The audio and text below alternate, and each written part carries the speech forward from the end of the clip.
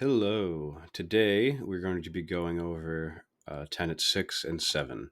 But because 5, or at least the video for 5, kind of ran into 6 a little bit, we're going to kind of go over 6 briefly, and then we're going to dive into 7, which is the final tenet, and we'll wrap up our series on the steps or tenets included in the Singularity Codex. So, 6 says, if troubles come upon you by others, and there is no way to remain engaged in this situation without devolving into an arguer or a vicious animal, simply remove yourself.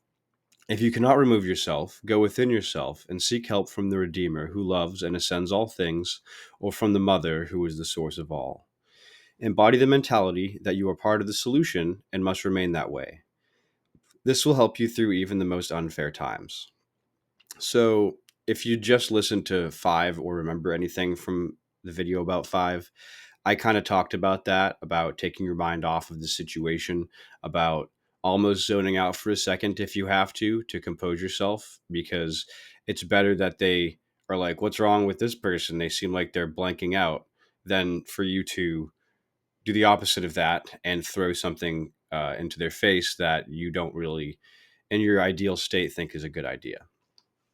So, in 6, it is more about going within yourself and focusing on some of the universal concepts. So 5, you're still kind of, it's a briefer pause. The pause mentioned in Tenet 5 is you're taking a second to compose yourself.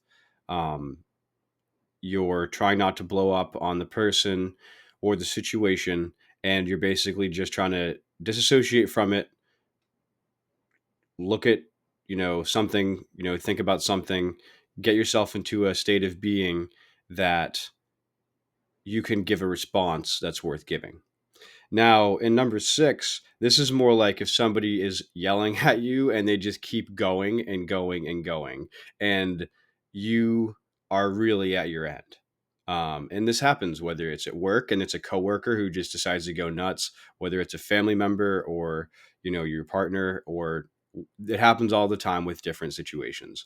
So if you don't think that there's ever been a time where somebody's just going to go off on you, and you just have to stand there and take it, or at least you should, then I don't know, you need to live more life if that hasn't happened to you yet. But it happens, and when it does, rather than sit there and think about all the ways you're going to screw this person over, go within yourself and try to identify with the best core components of the universe. So I call them the mother and the redeemer. Obviously, everything in the universe is really one thing, so it's the same thing. You could look at it as one, or you could look at it as its different aspects and kind of break it down. But when you think about embracing the Redeemer, that's the aspect of the universe that ascends all things. So in the macro cosmic picture of that, you're looking at the being that when realities come into existence through its random infinity, it's the part of reality that tries to help that become its best self. Now, I don't really know how it works, but I do know this. If you go within yourself and you say, this is who I am, this is how I act, and you embody that and you say, I am the Redeemer, and knowing you aren't the whole thing, I mean, it's like you're a part of a painting and you say, I am this painting. And you say, well, true. But when you say it, you have to understand you aren't the whole thing. You're not every stroke on the canvas. You are your part of the painting. And you are trying to stay true to that harmony, which you are a part of. So you're not saying, oh, I'm Jesus or I'm Vishnu and I'm the whole thing. You're saying, I am a part of this universe, and I choose to embrace the part of it that is the redeeming aspect and the ascending aspect, not the one that's blowing up in my face right now, but you want to be part of, like I said before, the solution and not the problem. So if you don't want to identify with the redeeming aspect of the universe and you just want to think about the source, the one, the mother, which is everything, then if that's you and that's who you are, or that's how you try to act, well, the mother is loving and accepting of everything. It accepts everything and gives life to everything. And so it also therefore has to understand everything. So if this person is blowing up on you, you can do one, understand it's your job to be a part of the solution, or two, understand that it's your job to love and accept this person, even though you know that they're broken, even though you see that what's going on isn't right. You try to just kind of take your lashes with love. And not because you have to like that specific slice, but because you love the whole.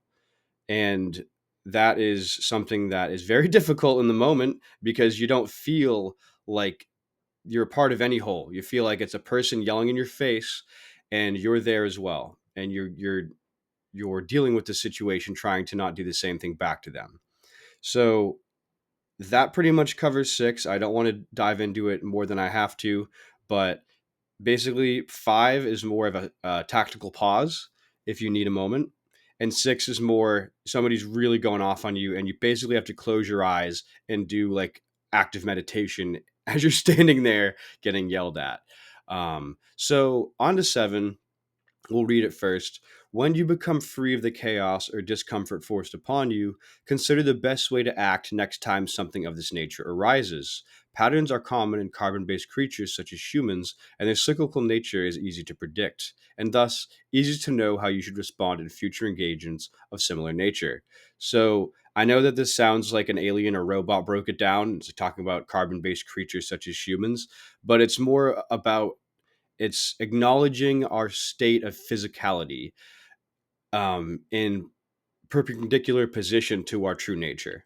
So we aren't deep down inside carbon based creatures. We are quantum beings that exist out of energies that are incomprehensible to our technologies at this point in time. But that doesn't mean that because we can't understand it, that we aren't it. Um, you could look at a brick from ancient Egypt and say, this is a brick from ancient Egypt. But you could also look at it under a microscope and see all the parts of the brick and see that it's made out of different, well, you can't see the atoms, but you can see the parts of it, and you understand based on its composition what it's truly made out of. So when I talk about carbon based creatures, I'm not a weird sociopath guy who's disassociating humans from life. I'm saying because we live in an environment that induces a cyclical nature upon us, the sun rises and sets, the moon rises and sets, the seasons come and they go in a similar fashion every year with some, greater and lesser extremes. And everything we do is in some way cyclical. And it doesn't mean that that's the exact same thing every time, but it's similar and patterns do repeat. And on top of that, humans are very naturally inclined to recognize patterns. Even if the pattern isn't what we think it is, we will sometimes make up a pattern because we are trying to identify one.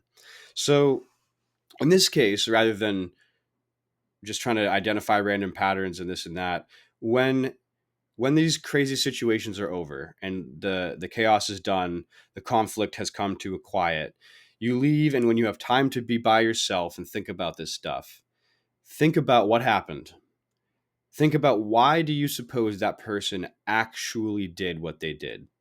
And this isn't done to try to psychoanalyze the person, although if that's a part of the process that you're capable of doing without um, a lot of psychologists really think themselves intelligent because they like to read words from books and then apply them to humans.